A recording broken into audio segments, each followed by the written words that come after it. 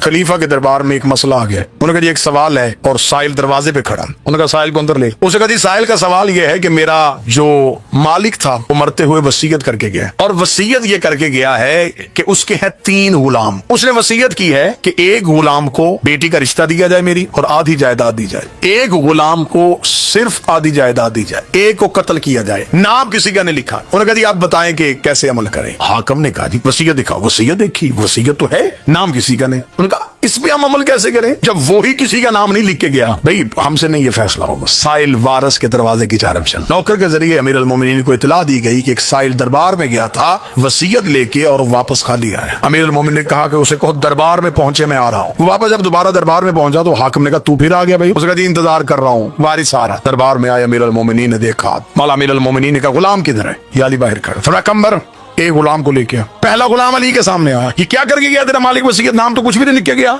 ऐसी होती है वसीयत? पकड़ तलवार, कमर खोद उसकी। या अली तलवार अपने पास हो, कुछ नहीं चाहिए मुझे, अपने मालिक पे तलवार चलाओ। अली फरमाया कमर इसे बाहर लेना, अगले को बुला। अब लोग पकड़ तलवार, कबर खोद उसकी। चला दरबार के दरवाजे तक पहुंचा, वापस आया। या अली मुझसे नहीं होगा। तीसरे को बुला। तीसरा अली ने वही जलाल दिखाया, ऐसे करके जाते वसीयत। उसने कहा मैं तो खुद सोच रहा था कि वसीयत में नाम क्यों नहीं लिखे। वो कबर की जानब दौड़ा। मौला अमीर उमर कबर इसके पीछे जा।